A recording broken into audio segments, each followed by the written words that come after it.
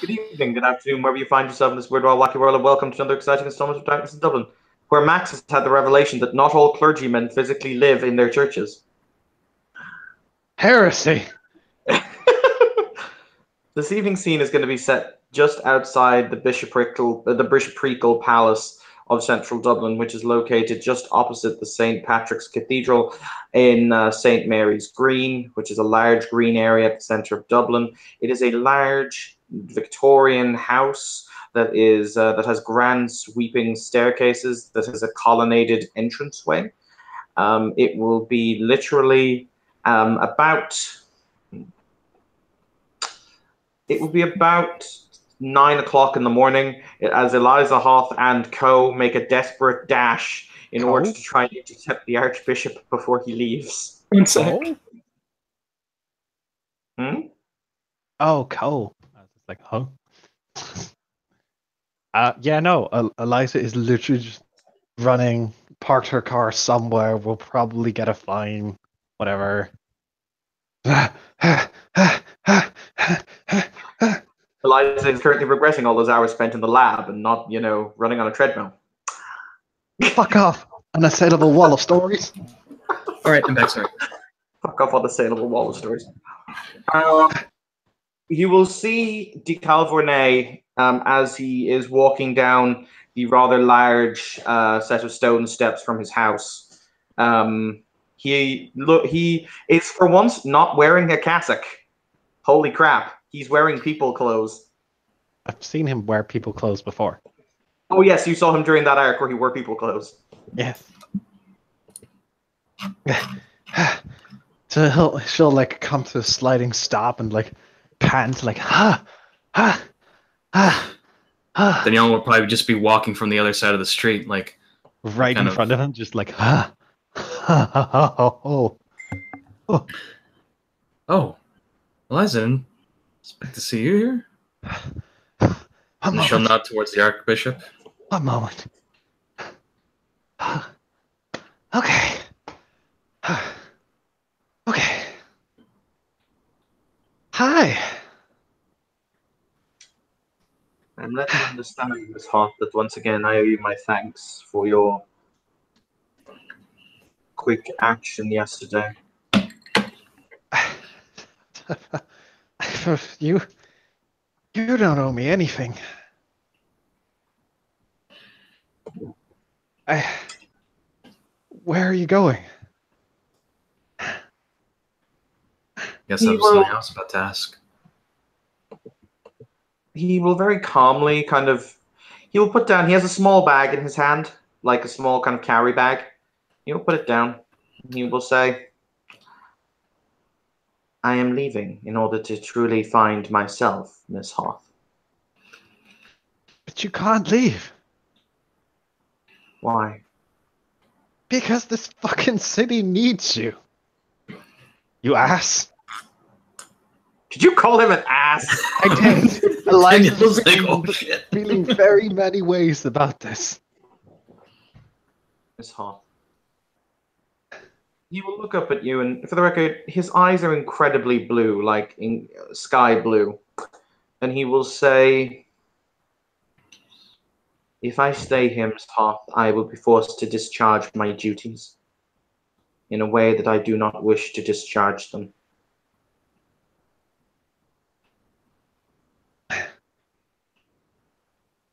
But what is this? You saying you've been wrong? And she pulls out a letter. Yes, Miss You Hoth. weren't wrong. If you were wrong, I wouldn't be standing here. I wouldn't have gotten a trial. I would just gotten annihilated. I believed in your ability. I ultimately believe in your ability to show what you wish to be honest, true. You will be fine, Miss Hoth. You do not need me there to hold your hand. I know this. I just want you to know. In my tired morning, I am not a morning person. In my tired, fatigued run here.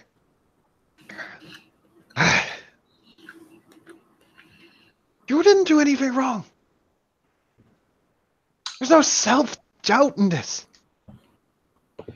Miss Hoth, on my watch, numerous magi in this city have polluted not only their souls, but the spiritual well-being of this place.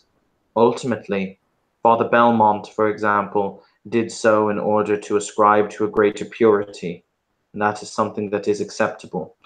Ultimately, when one is faced with the opportunity to damn oneself to save others, one must accept the damnation. For after all, we are the shepherd of souls. If we cannot protect them, then we are a terrible shepherd. However, he will raise a finger and he will say, the senselessness, the barbarity, all of these actions taken by individuals who otherwise do not understand anything. They are children. They wish to cavort with the darkness because they do not understand where it is that path will lead. I understand, Miss Hoth, where that path leads. And should I stay here, I will be forced to commit acts of atrocities and barbarities because I cannot but. If I stay, Miss Hoth, I will be forced to inform my superiors and take action as it pertains,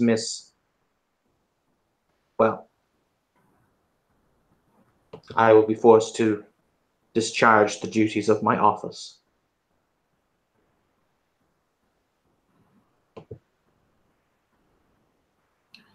If you are going to go, Archbishop, I am no longer the Archbishop of Dublin. You may simply call me de Calvornet, or I actually have to look up his first name. I don't use it very often. She's going to actually pull out a box, like a little wrapped gift, in a small rectangular box, and she's going to give it to him. Give me just a moment. Sorry, I'm almost at his name. His first name is Matteo. There we go. He will take the box in his hand and he will open it. Inside, underneath there's clearly a letter, but within the box, he'll basically it's basically on the paper at the bottom of the box, it says, "I wish you all the luck in the world." And there's basically it's not anything expensive, but it's just a simple golden armband. He will close the box. You'll see him smile, a touch of a smile crossing his lips, and he will open his bag, and he will put it in his bag, and he will close it, before he will say, "Yesterday you took your first breath in the light of Christ, Mr. Griffith. I was pleased to be able to usher you into that, and I was pleased to be able to offer you what salvation can be acquired. You are a very gifted, talented, beautiful young lady, and I have no doubt in your ability to go far in this world. Never lose sight of who you are." I'll try not to. And thank you for looking out, for being the first one to look out for me. He will put his hand on Eliza's shoulder, and he will say, "Do you now understand why it is I have to leave?"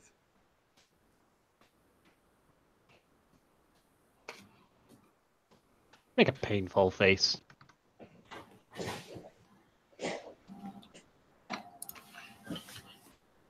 I'm just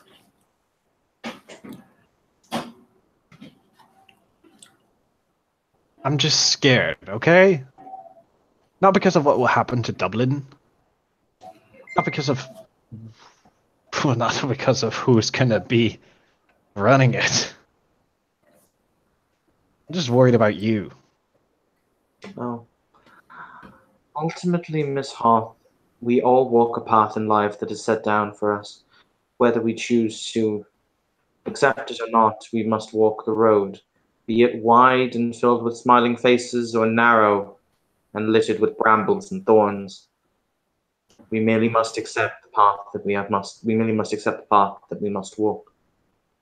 Right. I don't really agree with that, but Where's your son, Mateo?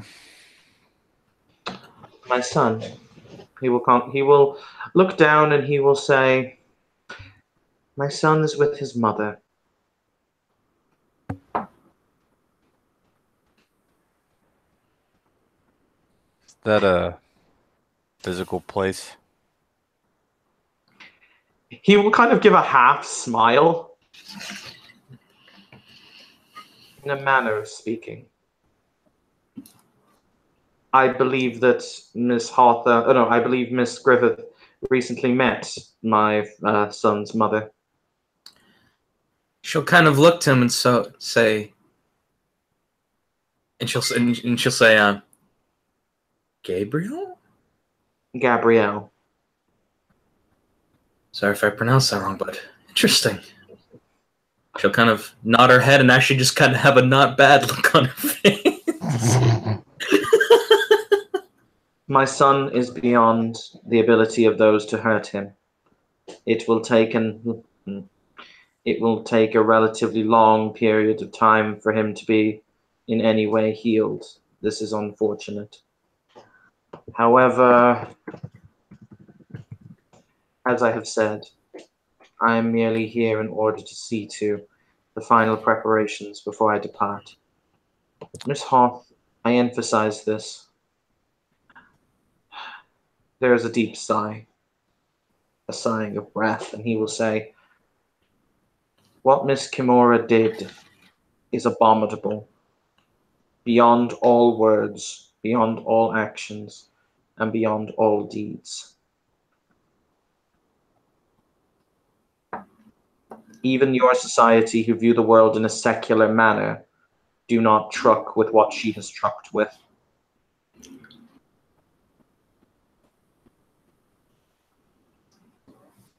I know.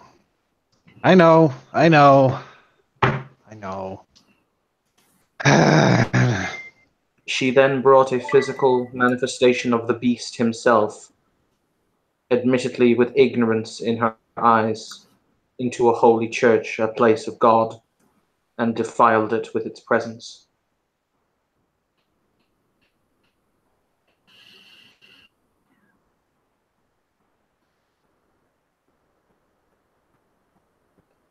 There are certain sins not even I can forgive.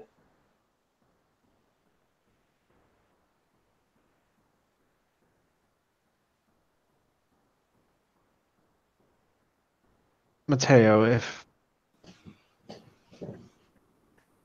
you need a place, ever, just knock on my door. Oh, I will be more than happy to keep that in mind. He will squeeze, because he still has his hand on her shoulder, and he will say, the darkness will always be the darkest will always be blackest before there is the dawn. I do not know how this story will play out. May I ask a service of you, Miss Hoth, while I am away? I can certainly try, yes. There are still a handful of non-Catholic Christianized choristers in a safe house that I prepared for them in this city. I would very much be appreciative if you could take them to safety in the monastery at Clonmac Noise. It's about 2 hours outside of the city, and make sure that they are safely ensconced there with my fellow brothers. What about your friend who was with us the other day? Rabbi Shmuel is already with them. I saw to his departure myself last night. He was deeply shaken via events yesterday.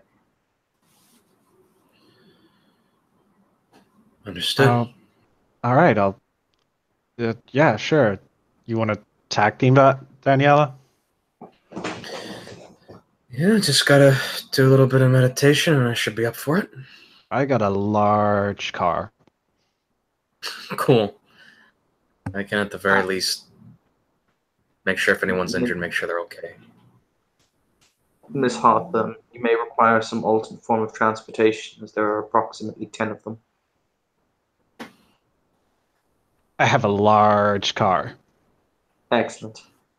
He will take out a piece of paper and a pen from inside of his coat, and he will write down an address that's somewhere in Lucan, just outside in the Dublin city suburbs, and he will hand the address to Eliza.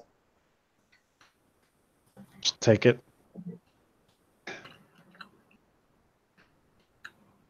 Listen,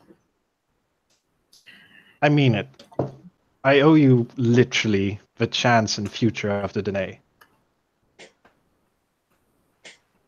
So if you ever need anything... There's only one thing I need, and I need it from all three of you. And that is simply this. Never lose hope. There will always be the dawn. Cliché, but okay. I'm a chorister, Miss Hart. We tend to deal in cliches. We invented them. Never thought of it that way, she'll say. But I haven't lost hope yet. Reality's too strange to lose it for me. And she'll just smile at Matteo. In that case, if you'll excuse me, children, I will be off. I have much traveling to do before the day is done. Good luck. Wish you the Thank you. best. He will very calmly pick up his bag, and you'll see him walk down the road. And once he's gone, Kevin will look at the other two. Are you two friends of the Archbishop? Known, close compadres, companions, that kind of thing? Not super close, but I quite literally We know each owe other. him the Order of Hermes not coming down on my roof. Excellent.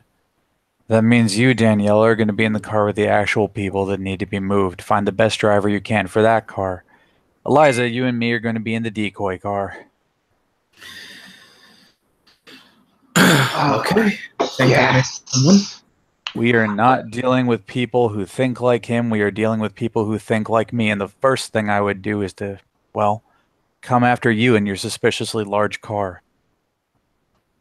I choose to point out, guys, I'm not going to actually run that scene because that's going to be a scene, but I will happily run it for the three of you at a different time. That's fine. Of course. Sure. Cool. Yeah. Yay! I mean, you did it for that because I'm gonna have to ask one of her NPCs for this favor. Okay. And Alejandro, yes, if you want to do your talkie with the other Yeah. chorister, you can do. Yay! Okay. As soon as these three lovely and very, very good, nice people abandon the cathedral, we would say that 10, 15 minutes after they are whoosh through the roads, a familiar figure appears on the background of the cathedral, just enters it, taking measures not to be seen by the people he knows. And he will just enter the cathedral and try to find someone that guides him to the High Inquisitor. Archbishop Severus is actually on the altar. You will see that he is currently polishing some of the. He's currently polishing a candlestick. Giggity. He clearly likes to be rather hands-on when it comes to actual maintenance of the church. Apparently he does. So, oh god, he looks so nice. Gillespie will just approach Archbishop Severus and will quietly say, "Good evening, Your Grace." Good evening. My apologies. Have we met? Yes, yesterday, by the stairwell. Yes. My apologies, Mr. William. It's William, Father. It is very nice to meet you, Mr. William. Or, what is your second name? Glaspo. It is a pleasure to meet you, Mr. Glasspaw. He will extend a hand. And he will shake with both hands. The Archbishop can feel him tremble a little bit. Now then, what is it that I can do for you, my child? And he will look around and go like, I need confession, Father, something very, very, and he will look at the eyes, very important, if you may, of course. Of course. Would you care to step into the confessional in that case? Yeah. And he will go over, sit on the other side, close the, I don't know if they have the curtain or the door, but whatever, he will close it. They have the little door, so basically he'll open the door to show that he's there. Okay. And he will just go, forgive me, Father, for I have sinned.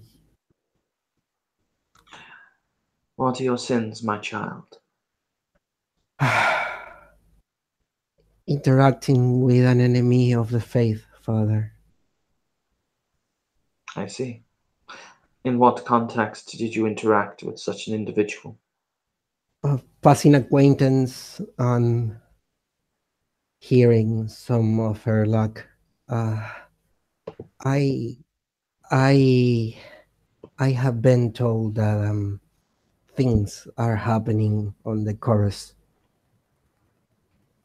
The chorus is currently undergoing a spiritual reawakening, my child. It is nothing that you need to concern yourself with. It will all be done soon. Yes, I had something very similar to that, Father. A few days ago, I witnessed Archangel Gabriel.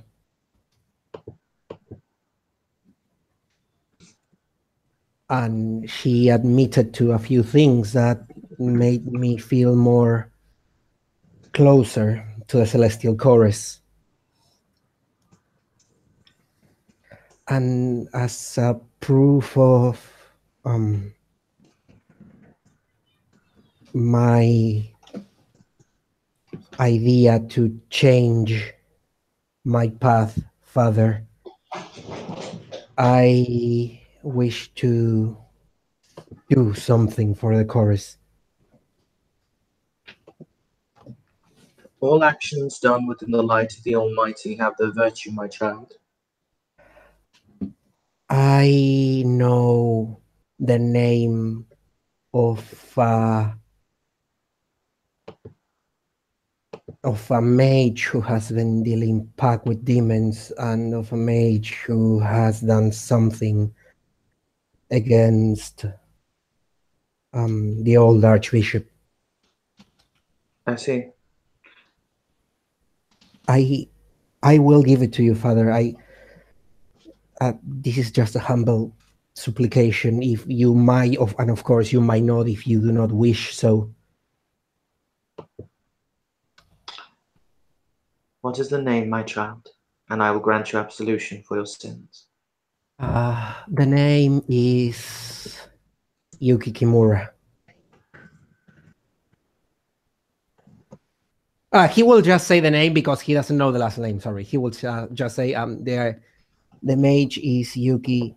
She is carrying child of a thing named Faust.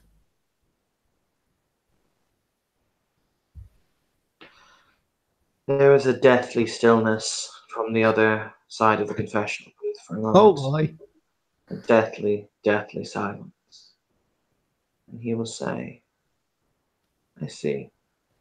What tradition is this girl a member of? I have not been told, but she looks like description.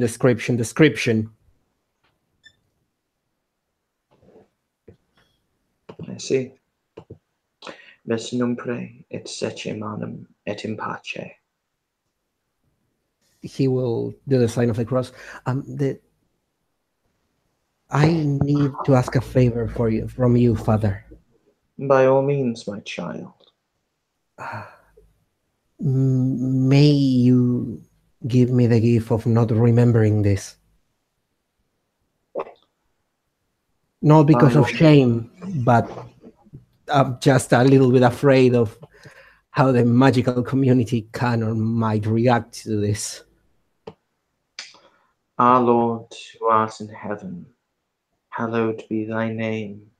Thy kingdom come, thy will be done, on earth as it is in heaven. Do you have a mind shield activated? No. Okay. What is your willpower? Oh, are you resisting? No. He's not resisting to anything. Okay. Those are the questions I had to ask because that determines the difficulty of rolls. Mm-hmm.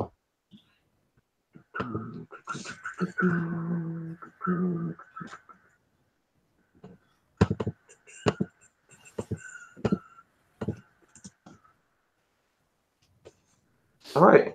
Glasspaw, what you will remember is you won't remember even why you came to you won't remember the reason you came to the confession. Mm-hmm. You won't remember any of that. You will just think you came to confession to confess your sins, and you told him about your internet porn history and basically all the other shit that you've done that's somewhat naughty. Yeah.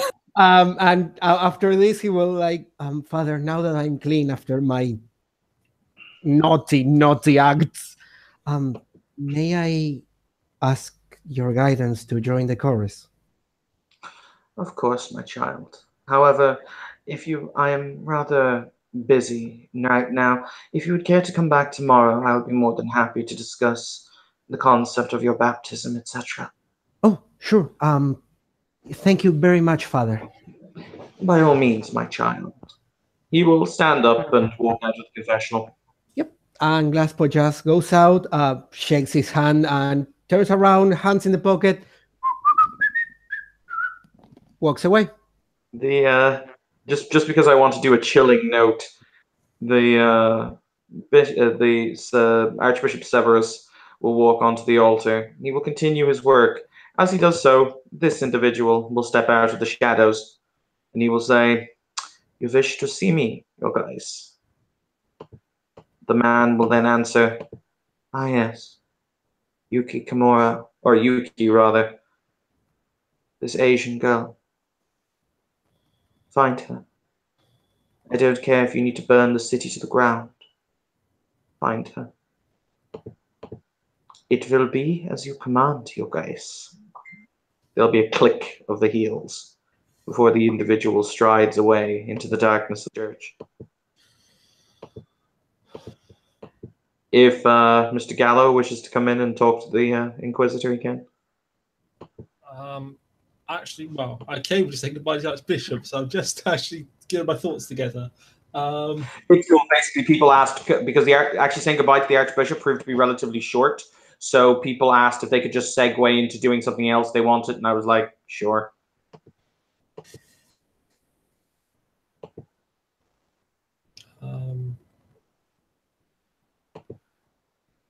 Sure. Okay. Is anyone else around? No. Okay.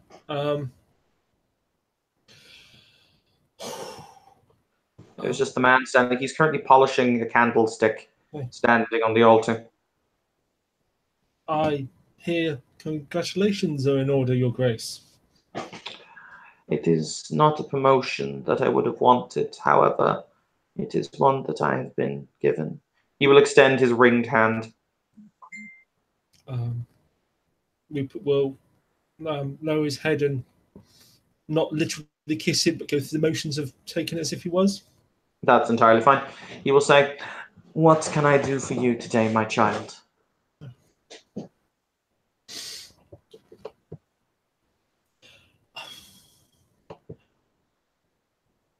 I wanted to come by to pay my respects. I have not been active in the magical affairs of this city for long, but in that short time I've heard enough troubling rumours and mentions of certain disturbing forces to be glad that the Templars have made their presence known.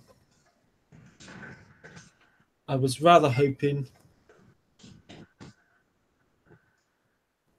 that you might direct the faithful he gestures to himself as he says that, on where our efforts may best be deployed.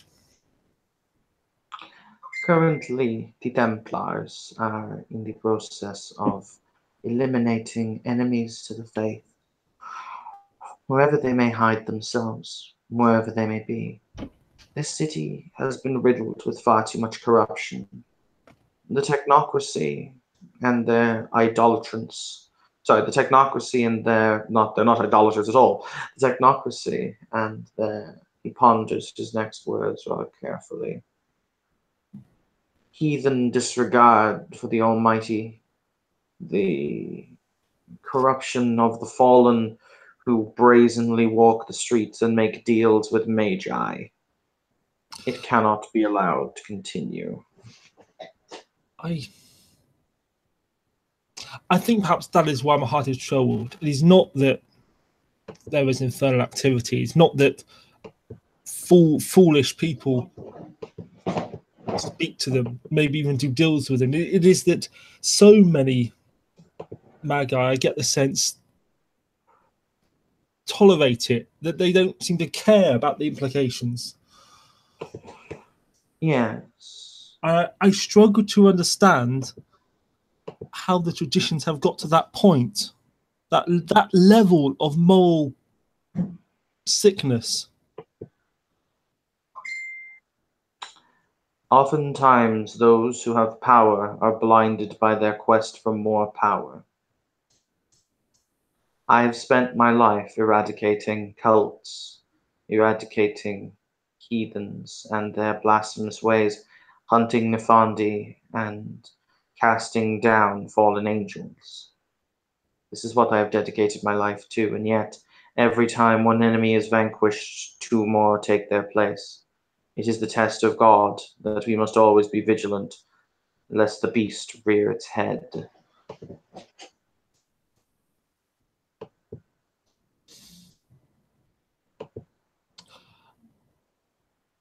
Are you aware of the recent matters pertaining to those known as Deirdre?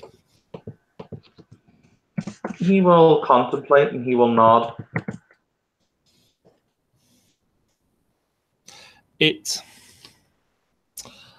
I struggle to believe it is coincidence that a house we wiped out for massive infernalism should just happen to reappear at the same time as this city becomes a den of infernalism.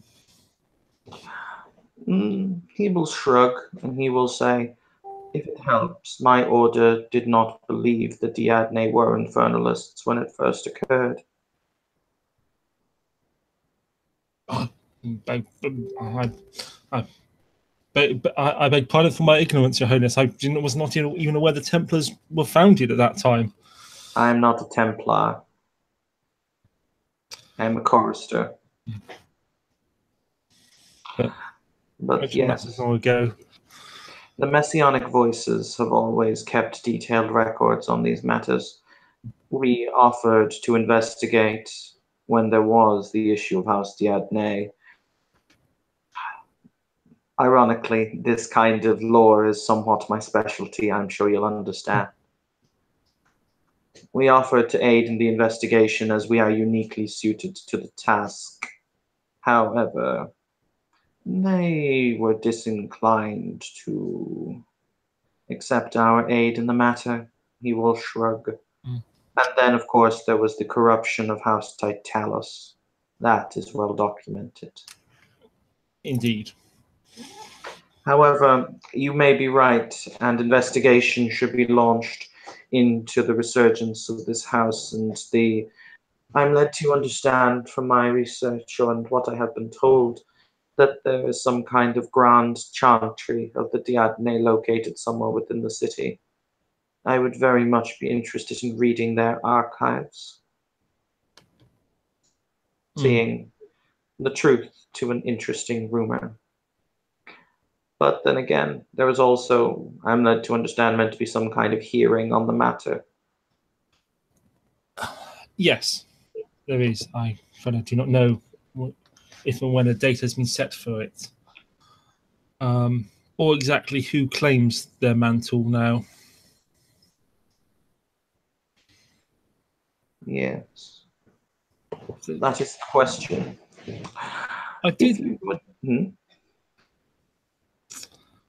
I was on a recent expedition in the matter of the Leviathan.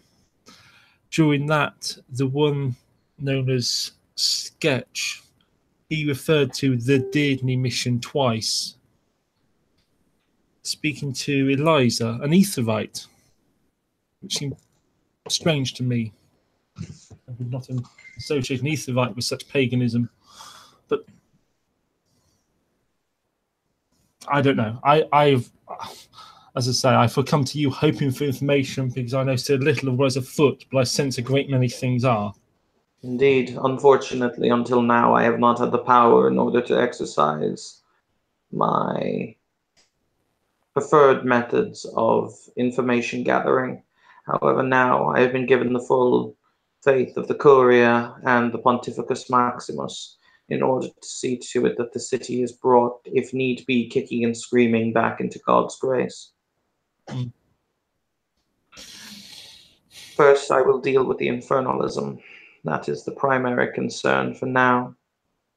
If it does indeed appear that this resurgence of the Diadne has anything to do with the infernalists, then I will wipe them out for a second time.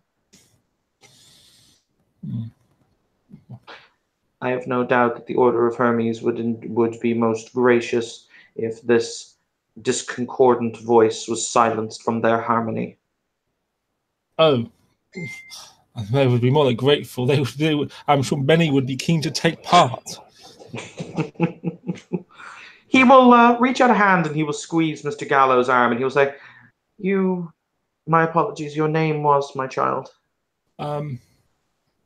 Rupert Garrow, barrister at law of the House of Flambeau, Magus in good standing of the Order of Hermes. If my memory serves, your house were vital during the periods of such expeditions as the Reconquista. Am I correct? The stories say that our founder would reduce whole Muslim armies to ash.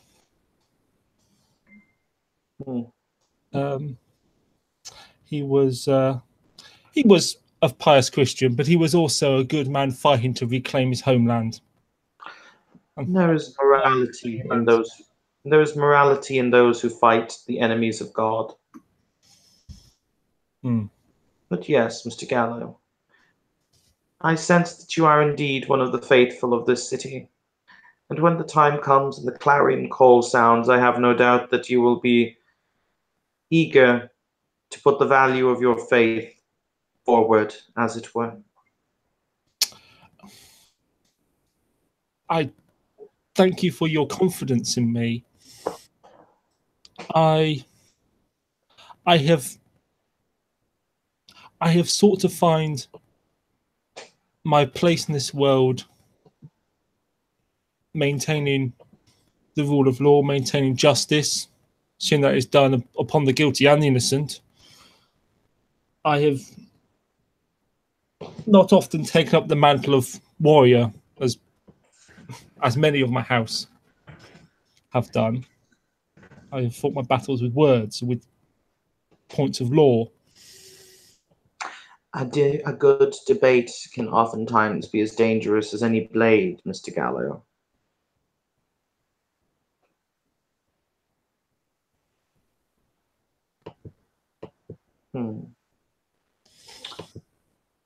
Yes. If you will excuse me, however, the hour does draw on. I have other business to attend to this evening. However, I sense that you and I shall speak again soon. I look forward to it, Your Grace. And with that in mind, we shall end our scene because I've had to segue through 3 different things today. So thank you, players, for playing. Thank you, watchers, for watching. This has been another scene in Darkness in Dublin.